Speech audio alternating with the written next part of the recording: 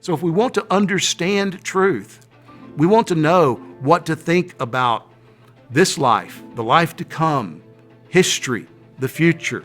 We want to think about relationships, how to live as a man or a woman or a father or a mother, how to live as a child, a single adult, or a married couple. We can go to the Word because the Bible is profitable for doctrine.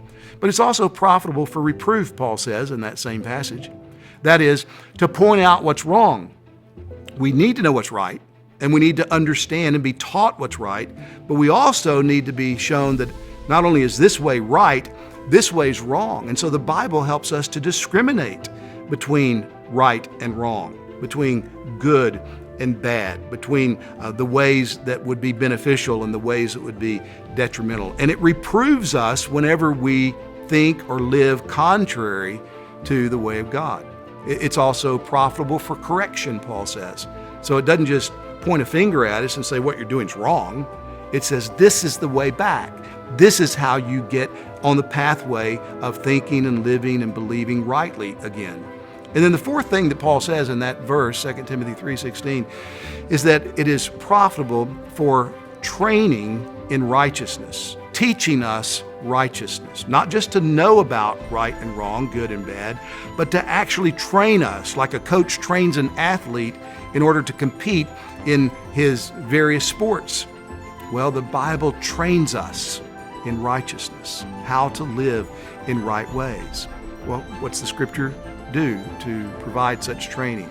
Well, Paul says just above that the Scripture is able to make us wise unto salvation.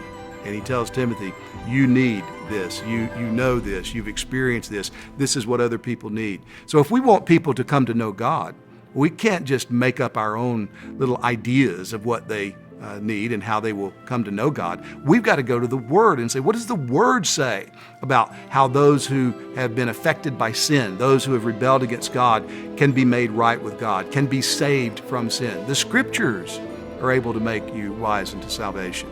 When Paul writes this, that he does to Timothy, he brings that portion of it to a conclusion by saying, so that the man of God may be thoroughly equipped for every good work. All Scripture is breathed out by God. It's profitable for teaching. It's profitable for reproof, profitable for correction and instruction in righteousness, so that the man of God may be thoroughly equipped for every good work.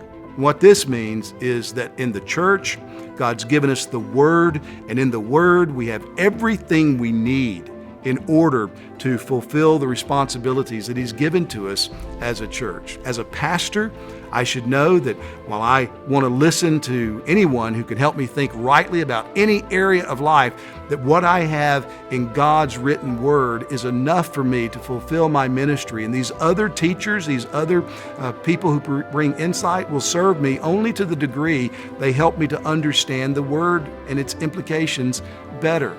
And so, to my fellow pastors, I would say, brothers, we have a responsibility to be men of one book.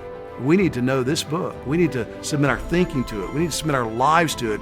And we need to be determined to teach it in simplicity, in accuracy, to do so faithfully, and to help people understand what God is saying in His Word, so that they can come to know God, so that they can live in right ways, so that they can be corrected when they're on the wrong path, so that they can be trained to live righteously, which is a way to live well in God's world.